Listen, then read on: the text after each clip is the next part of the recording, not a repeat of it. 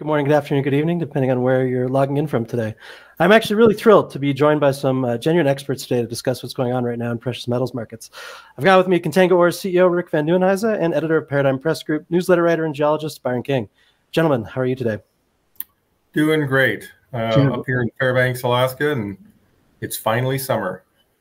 Well, I'm doing great too, but I'm down in Western Pennsylvania where it's summer for sure. That's good.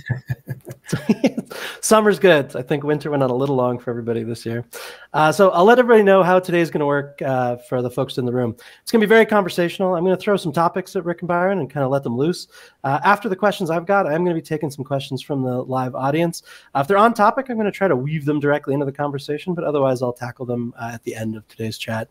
If I don't get to your questions today for whatever reason, we run out of time, etc., I'm going to make sure that the Contango team and Byron get them along with your email address so they can get back to you at their leisure. Last piece of housekeeping before we get into the protein today. It is being recorded and will be available for replay later in the afternoon. Certainly before the end of the day Eastern time. It will pop right into your inbox. It'll also be available on SIX's YouTube channel and on this same link once the replay pops up. So I'll get right into the meat of today. I want to start with macro and monetary policy. So my first question, just to dive right in, and Byron, I'll throw this one to you first. The central banks obviously continuing to be net buyers of gold. So we can see the stats every month in big numbers, while the governments are simultaneously managing quantitative tightening policies for now. There are many signs that that's about to shift into easing, or in some cases already has. But what I'm curious is, how do you reconcile this seeming contradiction? And what does it signal to you about confidence in the monetary system? Well, the confidence in the current monetary system is low and getting lower, which leads to why some central banks, not all, but some, are buying more and more gold. You know, there's a de-dollarization trend in the world. You know, you can sort of, you know, there's the West, the global, you know, the global North, you might say, and then there's everybody else, the other 7 billion people in the world.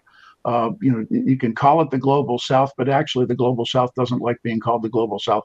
You know, they want a little more respect than that. But you know, the big players of the world, countries with really big populations, India, China, big militaries like Russia, and many others, are buying gold to get away from the dollar, to give themselves options in the future. The U.S. Political system really shot itself in the foot with sanctions on Russia. And you can think whatever you want about the war in Ukraine, but the idea that somehow or another $350 billion of Russian sovereign wealth got scraped away, just seized and stolen, you know, just by almost banditry by the West, it completely shattered, you know, that sense of trust that people had. And nothing ever happens overnight. Well, some things do, but you know, most things take time to play out, and we're watching a multi-year play out as other countries in the world accumulate gold like crazy.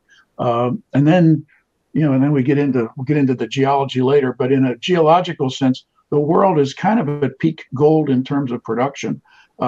You know, the global mine output the last 2-3 years, if you added up all the ounces or whatever, call ounces, tons, whatever, it's been pretty much on a plateau. It's not going up. To the extent it's going up, it's because they're recycling gold. You know, people are selling their, you know, junky old jewelry or things like that. But yeah, so it's a supply-demand issue. The demand is coming from central banks that don't like what the West is doing, and the supply isn't there. And you know, and also the gold doesn't change. Okay, gold is gold is gold. The atoms are the atoms. They were formed in a supernova billions of years ago. What changes is the perception of value of those atoms. You know, I mean, you know, this is a $20 bill from a ATM machine, you know, in Pittsburgh, Pennsylvania. You know, here, this is a 100-year-old gold coin, a $20 gold coin from 1924. This was $20 100 years ago, but it takes 200 of these things to buy this guy today. I mean, in terms of the price of gold, it takes 170 of these things, you know, just to buy the gold, you know. But in terms of like what you would pay for this on eBay, you need 200 of these to buy one of those. So something has happened in the last century. Very few of us, I think, out there are 100 years old. I'm not, you know, but to the extent that you understand the history and the cyclicality of it, you know, we're at the end of a long run. And you know, that U.S. dollar from way back then, the $20 gold has just fallen to, you know, just tiny fractional points of value. And but this is the world we live in. $5 gasoline, $5 gallon of milk, $1 million houses, things like that. It's not the way it used to be. Sure, Rick, I'll get you in there on this. $12 eggs. Yeah, I'd say not a lot of confidence is being demonstrated, and I'd say obviously Byron's done a good job talking about the central banks and some of the reasons for, and I'm sure that we got some more questions about de-dollarization and weaponization of the U.S. dollar and with the sanctions and all. But the other thing is, it's not just central banks; it's wealthy people buying gold. I mean, it's the average Joe buying gold at Costco. I mean, who'd have thought 20 years ago that would be a thing? And it's a big thing. Costco charges a 2% premium to buy gold. They ship it. You can just buy it and pick it up, so you don't have to figure out how to go buy gold at a with a traditional purchase. And so it's definitely changing. I also agree with Byron's point about sort of peak gold. I don't believe in peak anything in this terms of, I don't think we can continue mining gold. But what I had noticed as a geologist over the last 20 years is that we're mining gold differently now. Most of if you're Barrick and Newmont, Agnico Eagle, a big company, you have to be looking at base metals, and you see all the big guys transitioning to base metals. And the reason is, if you want a big gold deposit, it's called a porphyry copper deposit. Those are the big, billion-ton type of ore deposits that contain a lot of gold. It's a byproduct or a co-product in the sense that you're really mining the deposit primarily for its copper, and you're going to produce a lot of gold in the process of doing that. And there's a certain class of porphyry that is a gold bias, gold rich porphyry. So I've seen that transition taking place over the last 20 years. But it does tend to indicate that there's sort of a geologic shift taking place to mine a lot of gold. And don't want to get into the whole permitting thing and capital allocation and things like that. But all of that plays into what kinds of deposits are we going to mine in the future. Mm-hmm. And that's definitely the trend. I mean, to mine a high-grade gold deposit, we're doing it because we're a small company. We can afford to do it. But if I'm producing a couple million ounces of gold a year, I'm not replacing that, 50,000 ounces at a time. Sure. That's just too much work and too much permitting, and it's not a great allocation of capital. So and people to keep people capital. So yeah, we're definitely in a paradigm shift here, and I think that sort of plays into the rest of the conversations and questions you had for us. Sure.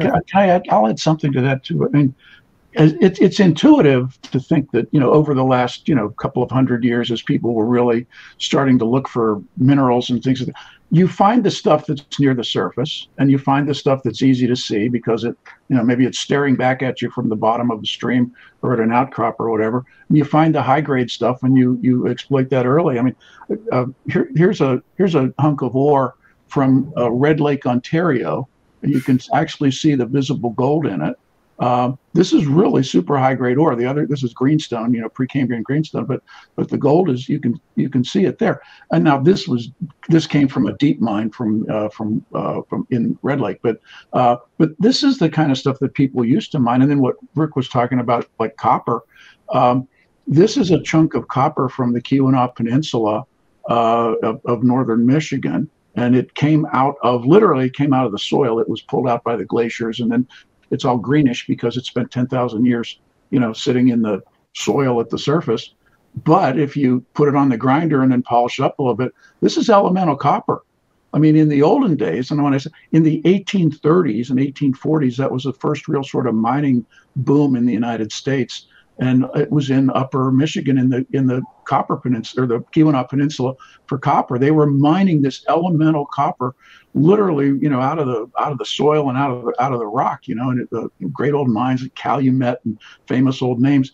And this is sort of was the beginning of the minerals and industrial revolution in the United States. Well, today, speaking of porphyries, like Rick was doing, I mean, you're talking about companies that they're going to mine a fraction of a percent of copper out of all this rock. 99.5% of the rock becomes waste just so they can get that 0.5, and get the copper. So we don't have too many of these anymore. These are scientific curiosities if you find them. They're fun and everything else, but you don't build your economy on this stuff. It's just not around. So the good old days of are gone, and the days of prospecting are gone. And then we get to like what Rick's doing up in Alaska. Mining a fairly high grade prospect at, say, Manh Choh, shipping it up to Fairbanks and Kinross, and we'll get into that. Oh, there you go. You're showing your rocks off there, Brian. I got to show mine. All right. That's Manh Choh ore. Okay. That's on the surface. That's 30 grams per ton. That's a high grade sample. An ounce per ton, not bad. But that is, this is unusual. Manh Choh is an unusually high grade deposit, especially since it's being mined as an open pit. You could definitely mine that as a narrow underground mine. But it's not. It's an open pit. So but there was a lot of changes going on and they're all kind of related. Sure. No, I wanted to get you guys in on interest rates, just because it's an interesting change or development that I wanted to discuss. So given the kind of persistent inversion between real interest rates and gold's performance, I'm curious for your take, and Rick, I can start with you on this one. Are we witnessing what you consider a structural shift in gold's traditional negative correlation with yields? Or do you think this is just a temporary dislocation for a variety of factors and it's going to get back to normal? I don't think anything gets back to normal. I think gold's going up in comparison to everything. Whatever currency you want to measure it against, bonds or whatever you want to measure it against. And that's because the U.S. is in between a rock and a hard place. But it's not just the U.S. We're what, 35, I've kind of lost track, $36 trillion in debt. The world is 300 trillion. Sorry, I'm losing perspective on billions and trillions. I used to think a billion was a big number. Sure. Now we have companies with like Apple that have market caps of $1 trillion. So it's just it's out of control. Doesn't matter if the Fed lowers rates, we get more inflation. If they unleash QE, we're going to get more inflation. You talked about that in the previous question. Everything's inflationary. The only thing right now that I think is a bit of a saving grace is that oil prices have been relatively stable. Mm-hmm. They're starting to creep up. So if Iran comes to the table on fissionable uranium and Russia-Ukraine situation sorts itself out, neither of which I have a lot of hope for, frankly, but if they do, you'll get more oil, and so your inflation risk stays low.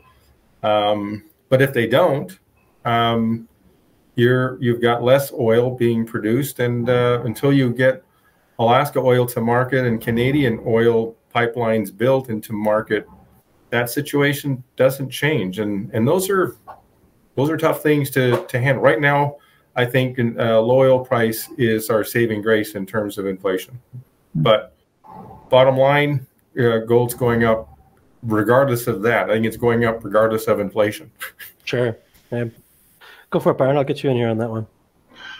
Well, we're looking at a process. We're looking at a cycle, and we had a decade, one end to the other of essentially zero to negative interest rates because of quantitative easing. And well, first of all, they were low to begin with, but then the Fed was just, the Federal Reserve was just emitting dollars into the economy.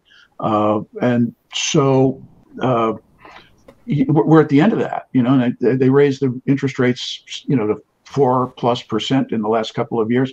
And it was parts of the economy just, fell off a cliff. Well, what that tells you is that the economy parts that fell off a cliff should not have been at that cliff to begin with. One edge of one cliff has to do with the oil industry in the U.S. The fracking boom of the 2010s which is fascinating technology. We could get into that all day, but we won't because we're here to talk about gold. But I love that stuff. I've followed it for decades. The fracking boom was funded with super cheap money, and they drilled and drilled and drilled and drilled and drilled. They drilled all over the place. I'm really simplifying it. I'm sorry. I know there's people out there probably understand this, and but I'm just trying to get the point across. We drilled the heck out of it. We increased the oil production out of the United States. Since we're talking about the U.S., and then fracking is starting to move other places in the world. But what we also did was, fracking is not really traditional oil production. Fracking is going for the source rocks. And once you drill up the source rocks, you've drilled up the source rocks. Okay, there's no more source rocks to the source rocks. Fracking is the last gasp of oil production. People who say, "Oh, we're just going to keep on fracking and get more." No, we're not. We're at peak fracking now too. If you look at it, I mean, maybe the Permian Basin can have a little bit more, but which gets into oil prices. We're at a nice low part in the oil price cycle because we're kind of using up that stuff that we drilled in the last 10 years. Looking ahead 10 years, where else can you go? Well, in the United States, certainly in the 48 states, we've pretty much drilled everything worth drilling. There's still some prospects up in Alaska, but as you may know, before we came on the presentation here, Rick was making a joke. He said they've got 4 seasons in Alaska: winter, June, July, August. And I mean, if you've ever been to Alaska in January or February, or if you've ever been to the North Slope, even in June or July, which man, oh man, that is a tough place to work. So enjoy the low prices while you can, oil prices, and have at it. One of the great benefits of these low oil prices is that it does benefit the mining and extraction industry, because a big whack of what happens out in the field in terms of, the explosives have a heavily petroleum-based component to them. The equipment that moves the oil and everything, oil-based. The trucks that haul it from Manh Choh up to Fairbanks, it's diesel in the tanks, and we certainly see. We based our estimates in the feasibility study on $100 barrel oil pricing. 2020 or 2021 when we did the feasibility study. So, we're certainly seeing a very positive contribution from that in terms of our all-in sustaining costs. Other costs have gone up. Labor's gone up for sure, and we'll with a limited season here, as Byron was pointing out, you need to get a lot of work done in the summertime, and so your labor costs to do that tend to be on the high side of the scale. So, things balance themselves out, but we're definitely producing gold at a lower cost, partially because of the oil prices that we have now. That makes sense. One last question on monetary policy before I do get into de-dollarization kind of in earnest. I'm curious, and Byron, I'll throw this to you. How sustainable do you think the gold demand from emerging market central banks is? And what do you think, if any, are the implications for price discovery mechanisms there?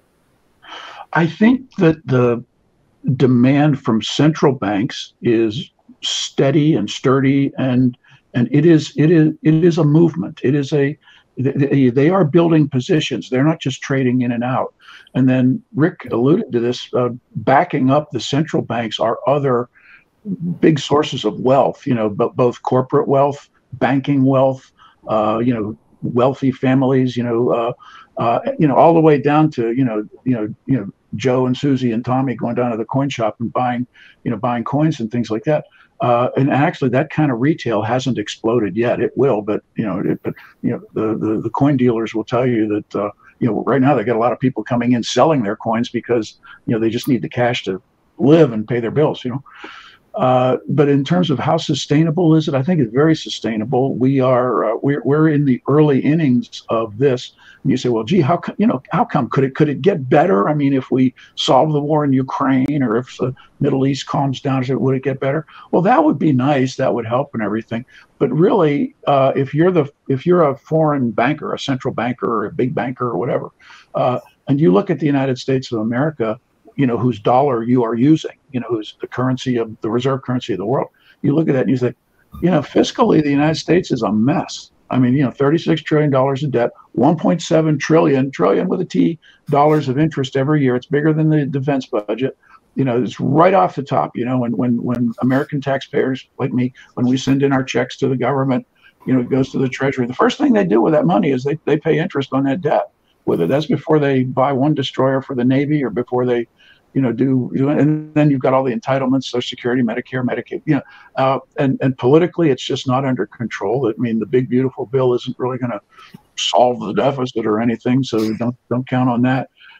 So if I'm a foreign banker, if I'm a central banker, or if I'm a foreign bank just in general or whatever, I don't want to open my vault one morning and see, see pallets of $20 bills, or I don't even want to look on my computer and see, oh, I own all these treasury, bills and bonds from Washington, D.C. I don't want to see that.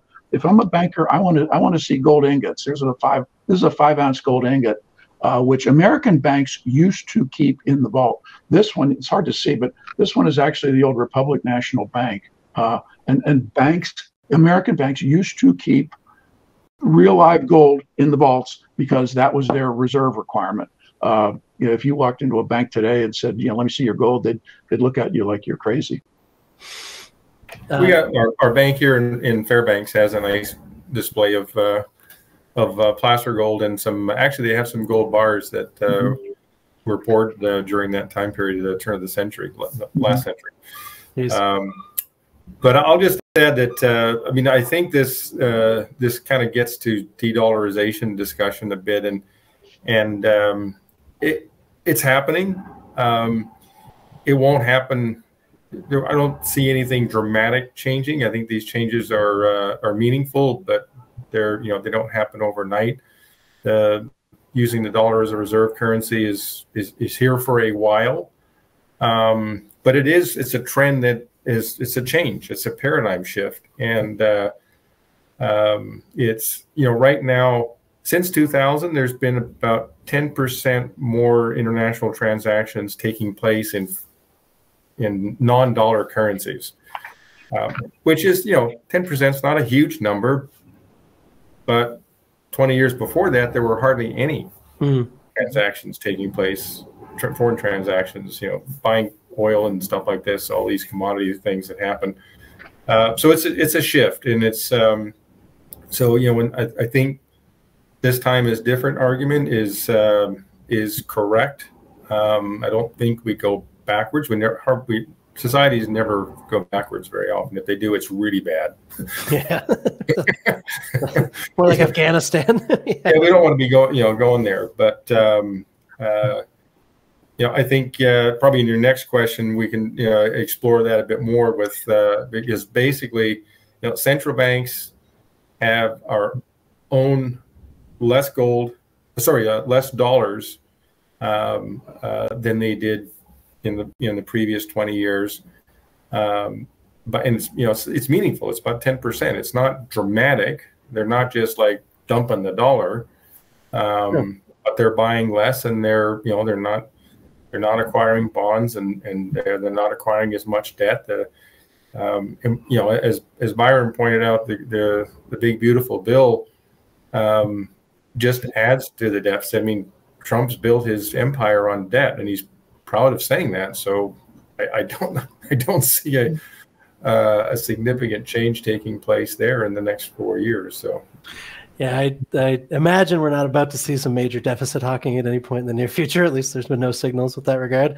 But I do want to get into the crystal ball gazing of de-dollarization, because I know as long as I've been financially aware, it's been talked about. People previously described it as a Russian or Chinese fever dream, but now more and more serious analysts are talking about it and when rather than if. So I'm curious, I'm eager to have you guys crystal ball gaze a little bit. How quickly do you think we're going to see meaningful shifts in gold's role as a reserve asset versus thinking of it as just a speculative commodity? And generally, how close do you think we are to significant de-dollarization? I'll throw it to whoever's got an answer first. Yeah, I'll just start. I think the analysis done by Ron Stouffer is at Incrementum. He's the managing partner at Incrementum. Just brilliant work, and so he's my go-to person when I want to look at cool charts and just good solid information, solid research on it.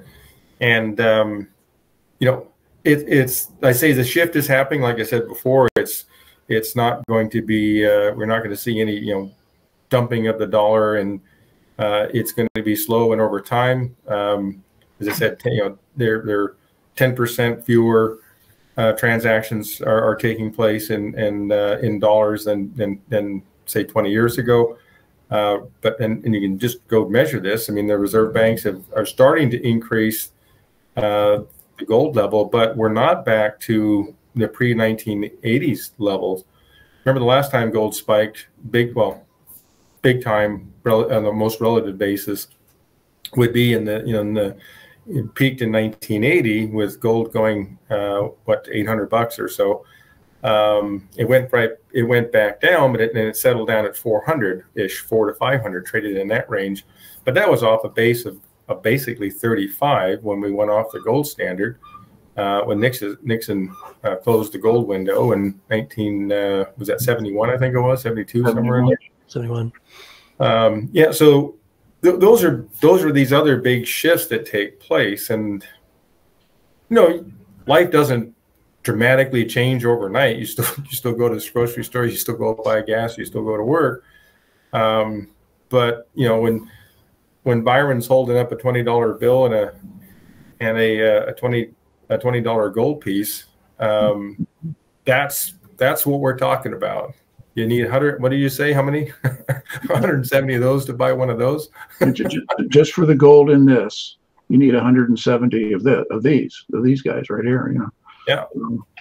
Yeah. I mean, you know, the guy on the bill there hasn't changed in 100 years. But so, you know, where can this go? Where does gold go from here? And again, I'm relying on it largely work done by Incrementum. And when you look at some of the charts, and his work's available online, that so you can take a look at it. So I'm just, this isn't my work; it's definitely his. But you just look at, how do you compare? What do you look at to see where the gold's going? And when you look at the stock market is like seriously overvalued. And if you look, so if you look at that comparison of, and you talk about, sort of things always go out of whack. They go too high and then they'll settle down. But you're talking about $4,000 or $5,000 gold, not hard to imagine at all. And that's just, does the stock market come down? Does the gold price go up? There's the balancing act there. But that's not at all unreasonable in the next year or two, in terms of, where do we go from here? Where do we go from here doesn't solve the fundamental problem. Sure. Because back in 1980, when gold peaked at $800 an ounce, and you probably only needed 100 of those to buy that ounce of gold, we didn't have $36 trillion of debt, and the world wasn't in $300 trillion of debt. So we got a ways to go. And people talk about $25,000 gold. That's a good thing for us mining gold, sure, but it's not a good thing for people, and it's not a good thing for society, because that means the average person's wealth has just been evaporated. But just like the paper bill that Byron showed there, that's where we go, and that's why we got to own gold. That's what I often say to my friends: is when my industry is doing well, you shouldn't be happy. It's just generally my view. Byron, I'll throw it to you on crystal ball gazing on de-dollarization. Well, de-dollarization is happening at its own rate and in its own way. China has made numerous bilateral agreements across the world with many countries to trade yuan for, in their local currency, Brazilian reals or Saudi. They do all sorts of bilateral trading that cuts the dollar out of the pattern in that regard. I work with at Paradigm Press Group, where I'm, as you can see on the little editor at paradigmpressgroup.com. I work with Jim Rickards, who's a macroeconomist, and he's had about, 10 New York Times bestseller books on gold and various other things. And we publish bunch of different newsletters, and they plagiarize him shamelessly at places like Zero Hedge and various others, and you can look him up on YouTube or whatever. Jim likes to point out that the dollar. It's not that the dollar is getting stronger. It's not that the dollar is getting healthier. It's not that the dollar is getting better. There's no Lazarus dollar. Not only can we heal the sick, we can raise the dead. No, that's not the point. The point of the dollar is that it's the global credit.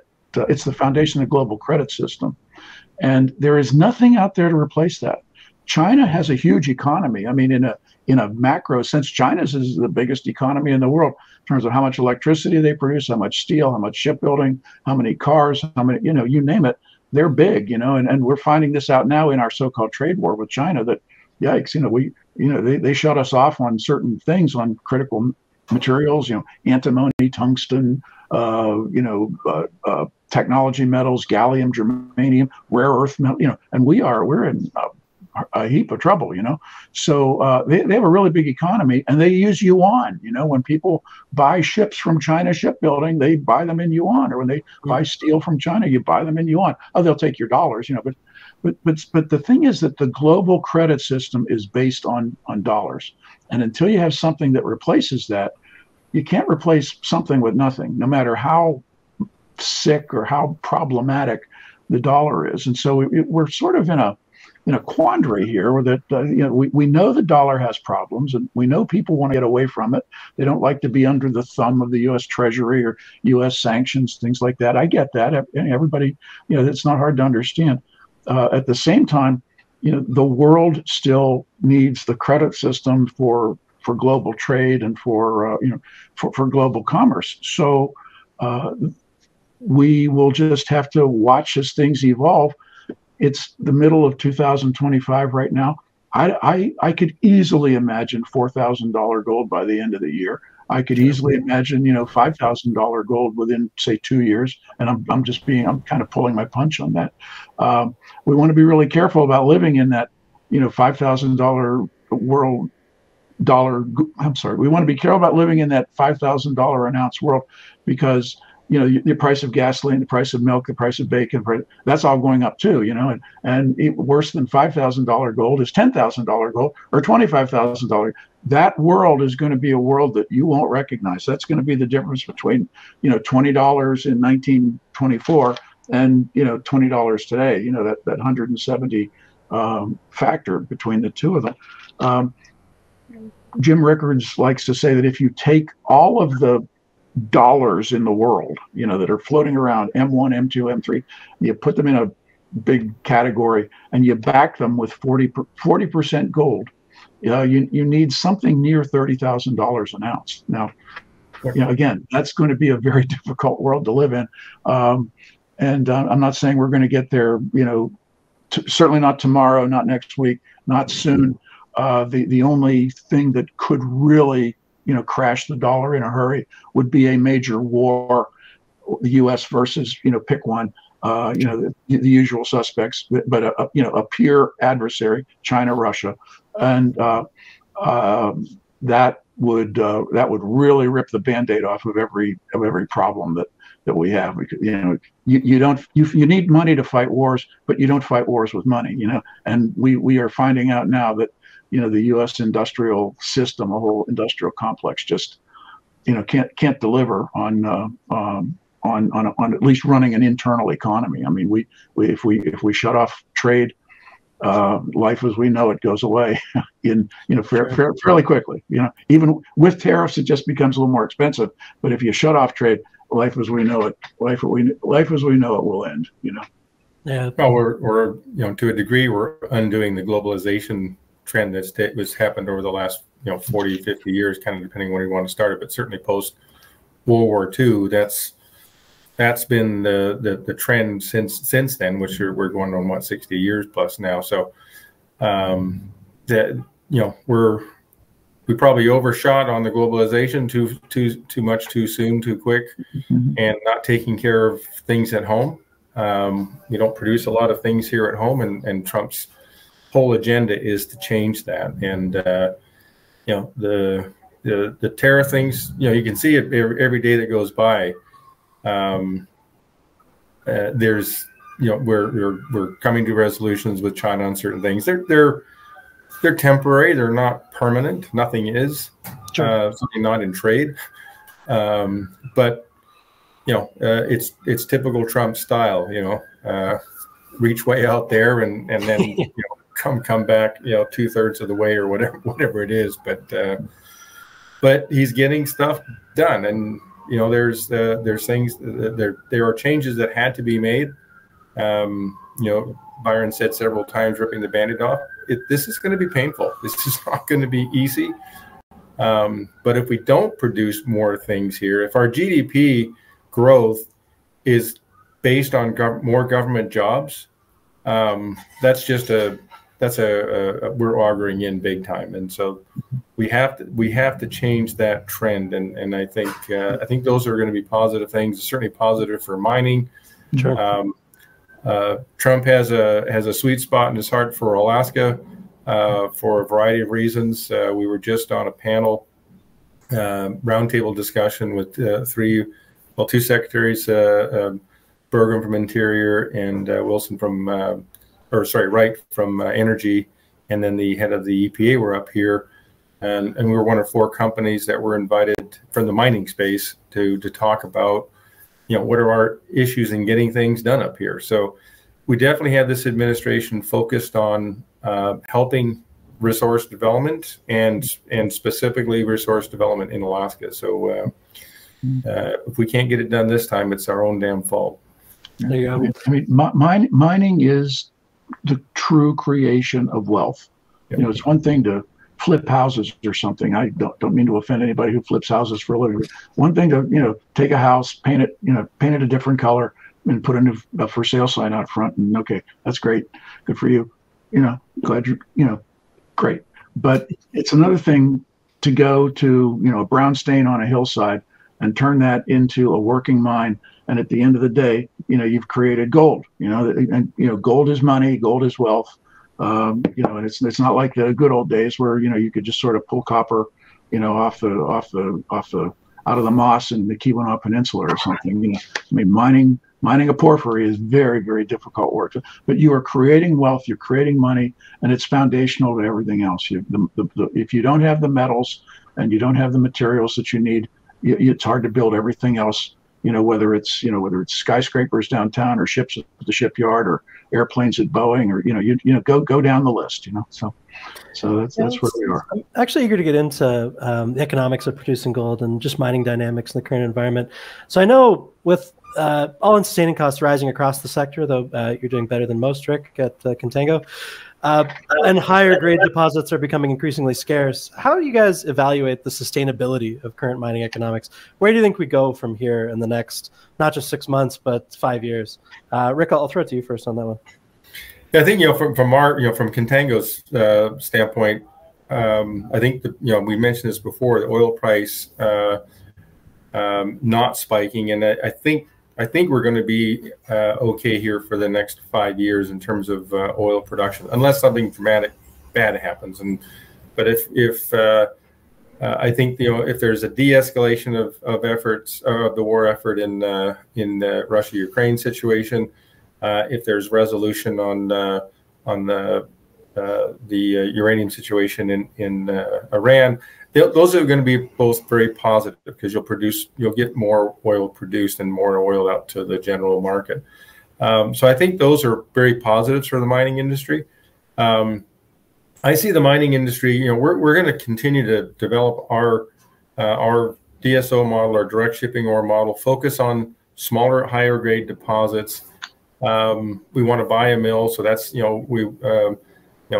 we have a good relationship with Kinross and utilizing their mill for our Manh Choh ore, but we do pay a fair bit of money for that. So sure.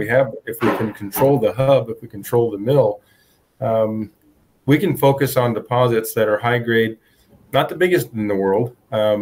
We found the Donlin project 25 years ago, and it's still not developed, and that's one of the biggest, highest quality gold projects in the world, literally in terms of grade and tons.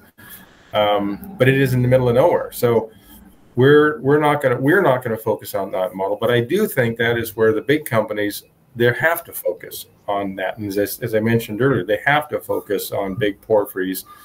I've always called Donlin a freak of nature because it is a porphyry scale gold deposit, gold only deposit. And there aren't many of those in the world. There are a few, but there are few and far between. And so geologically, as I said earlier, the big companies are going to shift, and you can see them shifting. Barrick and Newmont already. I mean, Newmont acquired Newcrest because they're a big copper gold producer. Barrick spending a lot of capital expanding their Lumwana project in the Congo, and it is mainly a copper producer. So you're seeing this shift, and we at Contango, we're not going in that direction. We're going to focus on maybe you call them scraps. I don't know. They're high grade scraps, so I don't mind picking up high grade scraps. Things like bacon. I like bacon. So it's these are smaller deposits that the big boys aren't interested in. A 1 million ounce deposit is not something that Newmont and Barrick and Agnico Eagle pay any attention to unless they think it's the tip of an iceberg. And we may have some of those too, right? And so our Johnson Tract project, I do think is the tip of the iceberg. But if we find the rest of the iceberg and they want to take over the company, we're happy to turn it over to them. So I think that's where we go as a business. And I'll let Byron weigh in. Well, I absolutely agree with everything Rick just said. I think I'd add the point that the world in general, except for maybe Antarctica, has been what they call prospected. Somebody, somewhere, sometime, someplace has walked that ground. It could be whether U.S., Britain, China, Russia. Somebody somewhere has walked the ground and eyeballed everything, and they've mapped it at least in a gross geological sense. And all the easy stuff, we kind of know where it is. I mean, there might be something in the Himalayas or wherever. There's scientific curiosity. But all the easy stuff has been pretty much located. And so the prospectors have done their thing. Thank you very much. Doesn't mean that we don't need prospectors again. We do. But what we really need now is exploration. Because you can't see what's 1 inch under the soil. The high grades that might be economic, for a small mining company, the high grade came from someplace. It didn't just fall out of the sky. It's not just some asteroid landed and, oh, look, the gold is there. No, Sudbury, Ontario, that's where the nickel is, but there's always an exception. But that high grade came from someplace, and by mining it, even if it's just a relatively short mine life, relatively short term, you've learned something, and there is the prospect that you're going to open it up into something else. You're going to chase those veins, chase that system, and you're going to find something else. And so, the prospectors have given way to the explorers. The explorers are looking everywhere. The big companies are so big; they're big and they have a lot of money, but they're very bureaucratic, and they don't have much in the way of exploration departments. Big company exploration departments are offices where they sit around and review what the medium and the small companies are doing, and they say, oh, show us your data room. Let's take a field trip. Let's look at your drilling, your core logs and your drilling system here, and the smaller companies. I mean, they're staffed with geologists, many of whom are refugees from big mining, and one after another will tell you that we're working up this project to a Barrick standard or to a BHP standard or to a Rio Tinto standard, and because if they want to show it to the BHPs and the Rio Tintos of the world. Ideally, they'll get bought out, and, in Rio or BHP, they'll put it in the portfolio. But there's an entire ecosystem there, and everybody has a role to play. Rick and Contango right now are playing a particular role, and I don't know if I think I'm allowed to say this. I mean, you are feeding ore to Kinross up at the Fort Knox project, and it is of such high grade that they have now the luxury of blending this ore with other ore, and to optimize the output. I mean, they keep track of what goes in, what goes out, so that they can pay you what they owe you. But a smaller company like Contango is absolutely important to a company like Kinross, you know, and yeah, Kinross Alaska has never looked so good. I'm sorry. Kinross Alaska has never looked so good, and they said it in their own annual report. So I mean, glad to help out. Just doing a solid there. I do want to get into like as we talked about, concentration of gold production in those geopolitically sensitive regions continues to increase. See it in West Africa, Central Asia. Obviously, China is a significant gold producer. So here's my question to you guys. There's several hundred investors in the room right now. How should they be assessing jurisdiction risk when they're looking at projects versus resource quality? And Byron, I can throw it to you first there, actually. Well, you know, there's jurisdictional risk even in the United States. I mean, do you want to be in Nevada or do you want to be right across the line in California? You know, a question kind of answers itself. Do you want to be in the Yukon? Do you want to be in British Columbia? Do you want to be in Quebec? You know, Alaska is friendly and getting friendlier. I mean, Alaska's problem was never Alaska. Alaska's problem has long been Washington, D.C. and this sort of Alaskan mythology that you know, kind of that Americans in the lower 48 have. You know, they have these visions of, you know, I call it cruise ship Alaska, where they sail along the coast from, you know, Seattle or Vancouver up to Anchorage, and then they ride the train up to Denali, and they see the bears and all that good stuff. You know, that's the lower 48 image of Alaska. The reality of Alaska, and you know, I mean, I've been there. Rick, you live there. You're the Alaska expert, but you know, it is vast. It's hard to get anywhere. It takes, you have to have an airplane to go any place, and you know, getting things there by ship or by riverboat or whatever up the Yukon River. It is a real logistical challenge. You mentioned Donlin Creek. It's 30 some years, and you know, they're still, you know, trying to you know, get the project working. Not because it's not a great project in terms of ore deposit. It's just, it's hard to work up there, you know. You look at some projects that have been highly successful, you know, the Red Dog Zinc, you know, up north, and boy, that took a lot of work to get done. Or you look at another of Rick's past projects in the Ambler district, which is now, you know, Trilogy Metals, working with South 32. I mean, one of the great ore deposits in North America is the Ambler district. I mean, I've been there. You know, I was there with Rick. You know, I think it was right before COVID or something. But what fabulous ore bodies, what fabulous mineralogy they've got. And you know, they need a road from the Alaska Highway, the Dalton Highway, over along the south side of the Brooks Range. They need a road to get there, and you know, the last 4 years made it very, very difficult on that road. You know, so Alaska's problem is not Alaska; it's Washington, D.C. So jurisdictionally, you know, U.S., Canada, Alaska, you know, places to go, but you need to understand, you know, kind of where you are.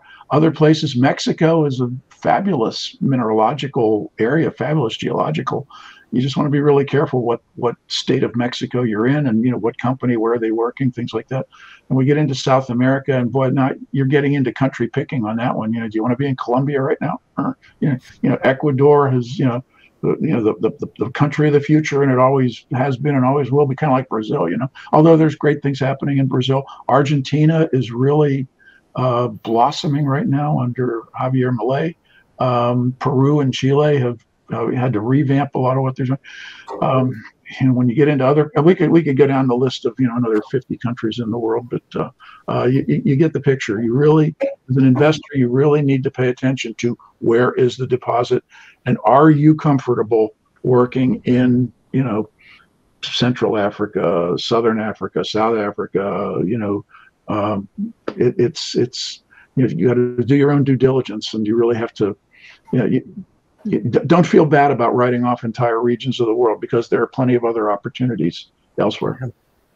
Yeah, I agree with a lot of what Byron's saying. I'd say that look, I mean, there's political risk everywhere, and as Byron points out, you know, Alaska is a great place for NGOs to raise money, because they can take nice, pretty pictures of something that's 300 miles away from your project, and they don't have the same disclosure obligations that we do as a public company. But I'd say in general for investors, you know, you definitely have to weigh the political risk. And you look at what's going on in, say, Africa, and you know, Barrick's basically lost control of one of its major producing mines in Mali. It's actually 2 mines, but so and Guinea is has been a good place to work. Rio, has spent a huge amount of time and effort, like 20 years worth of time and effort, and gone through a couple of CEOs, for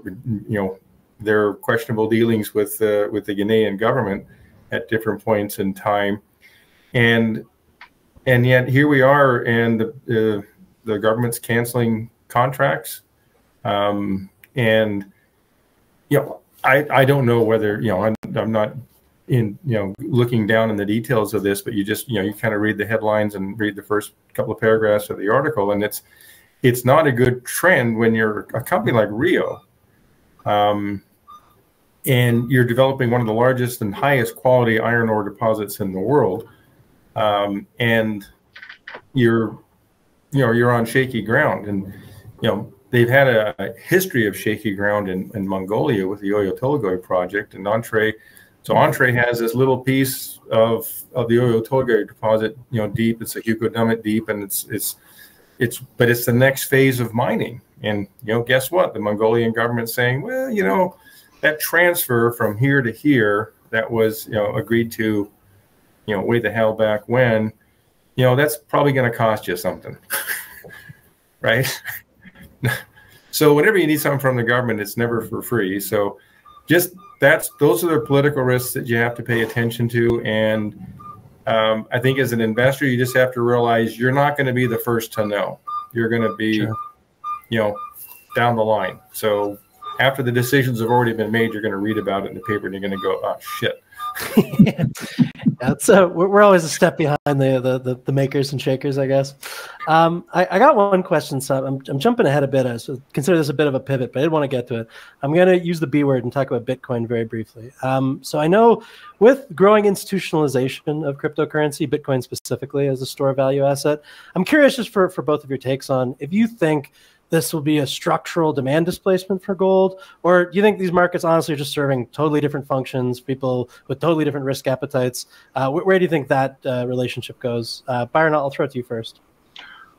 Bitcoin has definitely soaked up a lot of cash, just investor money over the past several years. Go back as far as you want in terms of, what was it, 5 years, 8 years, 10 years, 12 years, and it has created its own ecosystem of investors. There are people who do both at hard assets like gold, silver, copper, oil, et cetera, and Bitcoin and other cryptos. There are people who have legs on both camps, you might say. I'll just tell you what we've found at Paradigm Press. I mean, we have a whole crypto side of our publishing empire, and we have a hard asset and other parts. We do, have communication back and forth. We have many of the same readers for both types of newsletters or whatever. But it is not. It's not a broad acceptance that if you do gold and silver and such, and you're into Bitcoin, or you're into Bitcoin and you'll do gold and silver. There's a real divergence in the readership and the subscription base on those types of things. So that's sort of telling you what the market tells us. And we have hundreds of thousands of subscribers. So we have a statistically significant, base on which to, kind of make this generalization. Bitcoin is Bitcoin the future?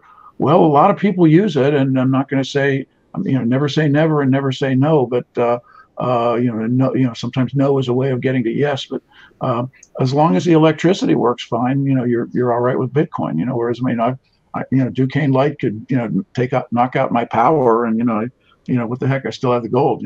So yeah, there's different risk tolerances there. Go for it, Rick. Yeah, I just think and I'm not an expert on Bitcoin or anything by a long shot, but what I see is it trades more like a tech stock sector type of a stock trade, and more from an investment style, and it may be generational. I think we certainly see that Gen X and millennials are much more focused on Bitcoin than say gold. What I have read is that young people who've made a lot of money in cryptos, Bitcoin and other cryptos, once they make a bunch of money, they go, well, maybe I should invest some of that in gold. Because it's not Bitcoin. It's not, some new Dogecoin or whatever the heck. I have to add something to that every year, Rick Rule hosts the Rick Rule Investment Symposium. This year it's down in Boca Raton. It's in a couple of weeks in the second week of July, I guess. And I was there last year, and there were a whole lot of like younger people there, because a lot of people who go to the hard asset conferences are kind of white hair and what have you, gold bugs. And so I was talking with the younger people. And I was like, what brings you to a conference like this, filled with gold miners and silver miners and copper miners and what have you? And they're like, well, I made a lot of money in crypto and I took a bunch of it off the table. I'm trying to figure out what to do with it, and I'm going to go buy some gold. Like, okay, so you make your money over here, but you preserve your wealth over there. You know what I mean? And that's exactly the point, and that's the role that gold has played for 4,000 years or whatever it is. It's a store of wealth, and the old I can't remember who quoted this, but a nice toga would cost you an ounce of gold, and want to buy a nice Versace suit, you're probably looking at least an ounce of gold. So it is the store of wealth, and young people apparently are finding that out as well. I mean, they make money in crypto, but they're looking to invest in gold to preserve their wealth. Yeah, it's the old line of gold helps you stay rich, which I think young people are figuring out too. So there you go. Are you guys actually okay with going just 5-10 minutes over? Because there's a couple other things I wanted to get to. If you've got an extra 10 minutes, Byron, you got an extra 5-10? Sure, awesome. Absolutely. I want to answer some questions from the viewers. Yeah, so there were a number of questions that came in on email, so I did want to get to a bunch of those that popped in.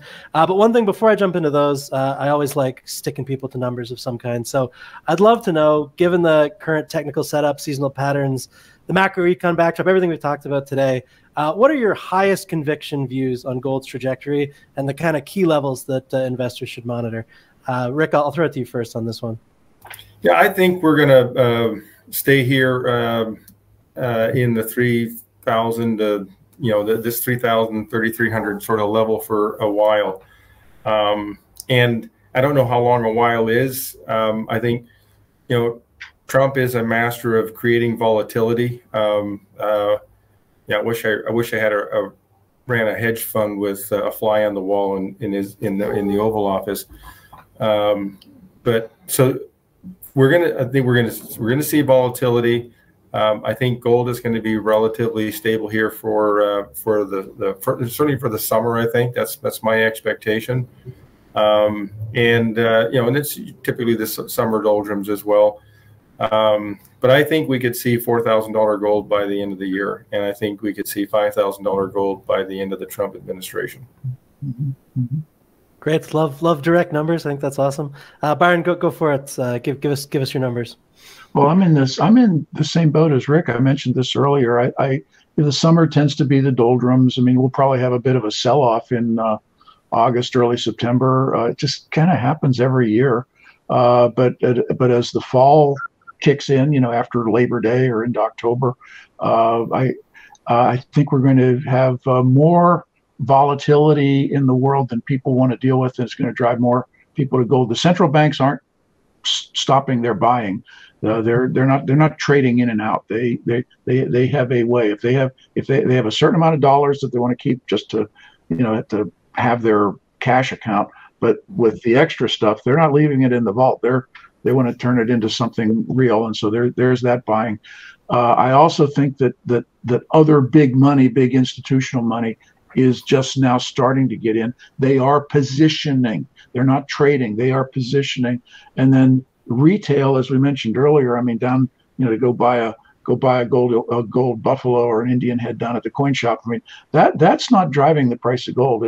But when people start to realize, oh gee, something's wrong here, that could bring the retail in as well.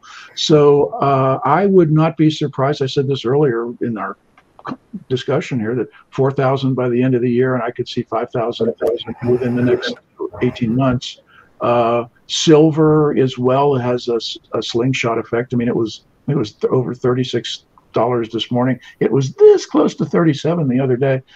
Silver has done beautifully, and that it's a monetary metal, but it's an industrial metal, and industrially the demand is there. Electronics and everything. Solar panels are a thing globally. It has a monetary angle in the sense that China, Russia, India are all buying it at state levels. So if you're in the gold silver space, you're doing well. Platinum is starting to move. I think if you haven't gotten into platinum yet, you're definitely it's definitely time to climb on board that car on the train.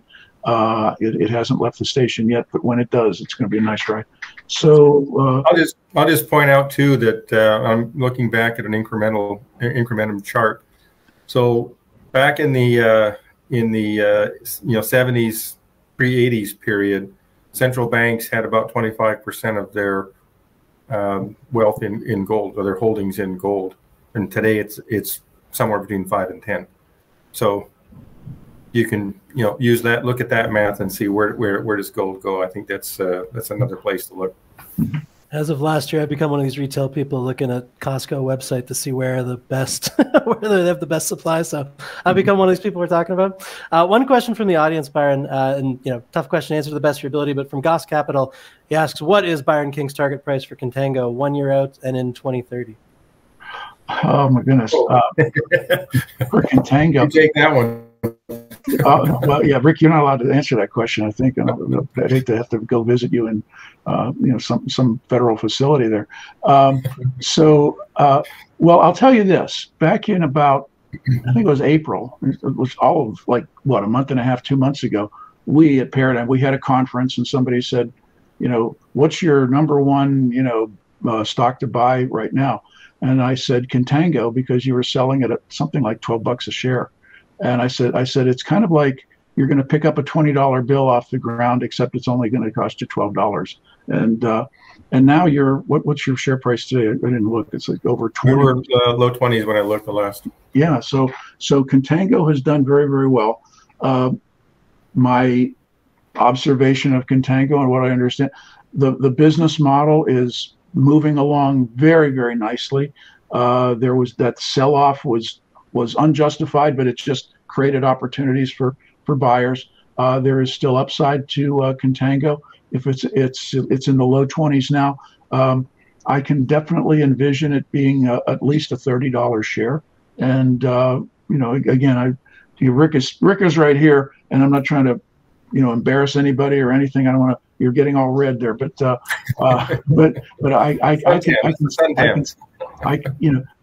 price of gold is going to do well. We don't have much downside risk for the price of gold.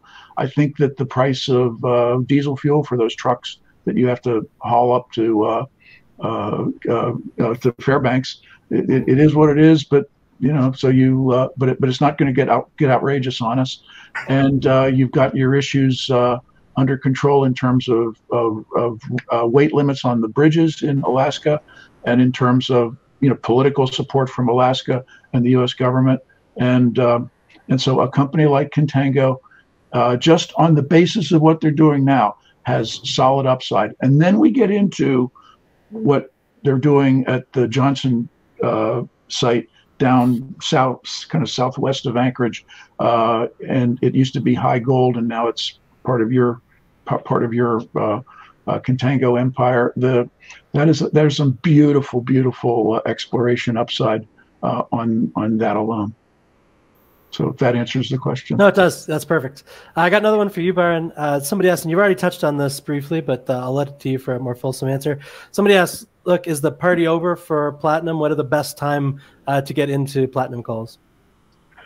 I don't think the party's over. I think the party's just beginning. The initial kind of, what are you going to say? The initial surge in platinum, I think, has to do with just the fact that Trump Trump came in, and they're going to change the rules on EVs. I mean, talking about peak things, peak EV is around. I mean, there are people and there are places and there are times when an EV is just absolutely fine. You don't have a problem with it as long as it doesn't catch fire in your garage or something like that. I mean, speaking of Alaska, we have a ship offshore Alaska with 3,000 cars on it, and something like 800 of them are EVs. And one of the EVs exploded in the hold and caught the ship on fire. And as I heard, the Coast Guard is trying to tow the ship to some sort of safe harbor. It's burning out of control right now. So EVs have problems, but that points out that in terms of consumer acceptance, EVs have a certain level of consumer acceptance. What does that leave you with? Internal combustion engines, and what's the use?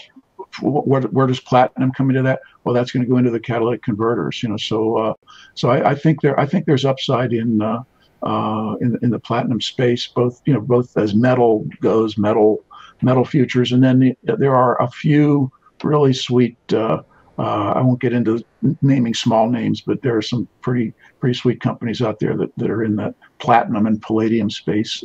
Two different metals, but similar. But there's upside there too as well. Great. I appreciate the context there. I don't know, Rick, if you have EVs don't work very well in Alaska in the wintertime at 40 below. It's not in Fairbanks, at least. Yeah, it's not a Fairbanks purchase. That makes sense. Rick, I got a couple questions for you just specific to Contango that just came in an email a couple seconds ago. So a shareholder from New York asked if there's any stock buyback coming in the near future, if that's something you're planning for. Yeah, short answer is no, not in the near future. The main objectives, as I think we've said several times, is to pay off the debt and to deliver into the hedges and get rid of the hedges as quickly as possible. So that's the focus of the company. I think we didn't hedge because we were trying to be smart on gold. We hedged because the bankers made us hedge back when gold was 1,800 and we needed to borrow $60 million. The equity markets just weren't there, and so to get this mine up and running in the time frame that we did, made the decisions we had to make at the time we made them. And now that we're up and running and making in the neighborhood of $100 million of free cash flow for the year, we want to get these hedges delivered into, and we believe in the upside of gold price. We were just talking about that, so it all fits. That's what fits with our model. Down the road, once we're generating good, strong free cash flows that beyond what we need to advance Lucky Shot and Johnson Tract, my 5-year plan is to get those two projects into production, and we'd be producing in the neighborhood of 200,000 ounces of gold a year. Then we can talk about distributions to shareholders or share buybacks and things that are truly value accretive for shareholders. So that's the direction. Great. Fellow named Steve wrote in, Rick, this one's for you as well, saying he's looking to getting into Contango in the near future. When's the next news at Johnson Tract likely? Johnson Tract is on a permitting timeline now, so there'll be intermittent news flow on that. We're applying in short order for the discharge permit from the state of Alaska. We already have the road permitted. So I would say, their permitting is, I always call it the boring part of the Lassonde curve, because, you're not drilling holes and finding more ore. But that is the Johnson Tract project for right now. Now, stay tuned for advances on our Lucky Shot project in the near future. But I'd say for the next 2 years, Johnson Tract is focused on permitting. We want to get that thing permitted while the Trump administration is in place. We have strong support from the current administration for mining and for resource development in Alaska. We want to take advantage of that. Lucky Shot's fully permitted, so that's probably the next place we'll see significant drilling. And look, we're finishing up. We just finished our second campaign for 2025 batch. We batch processed the ore from Manh Choh, so we just finished that up. So there'll be some news on that here in the next week or so. They finalized the batch here, I think, over the weekend. So we'll get some final numbers out to people. Like I say, in fairly short order. I don't think it'll be this week, maybe next week. So we'll have news flow, but steady and slow and steady is kind of the pace we're at right now. We're making money and paying down debt and delivering the hedges. That's the main course of action right now. Appreciate that. I know we're already over time, and I want to give you guys an opportunity to pitch shamelessly. As a Canadian, I always like to tell you to pitch as shamelessly as possible. But I want to throw a lot from the chat. Paul says, absolutely the best gold talk he said in a very long time. So credit to both of you. Thank you very much for joining me today, sharing your expertise. But Byron, I'll throw it to you first. Where can people follow you? Well, thank you very much, everybody who has taken the time to watch. I truly appreciate it. I'm a geologist. I'm a real live geologist. I actually have done this stuff in the past, but doing it for, I'll say 52 years. And I know I don't look it, but I started young. But I've been doing this stuff for a long time. With time out to be in the Navy and other things like that. I work right now with a group called Paradigm Press Group. ParadigmPressGroup.com. Go there, and that site will navigate you to a place where you can start with the introductory newsletter. You can read Jim Rickards, you can read my musings. Periodically, we have a bunch of other things that when you sign up, you send you the Daily Reckoning, we send you the Root Awakening. You'll get a lot of fun things, a lot of interesting things, and you can take it from there. But ParadigmPressGroup.com, we would appreciate it if you gave us a look. And again, thank you for taking the time to watch our presentation today. Awesome, Byron. Thanks so much. And Rick, I'll throw it to you to close us off today. Why should the investors in the room consider Contango? And if they own it, why should they buy more?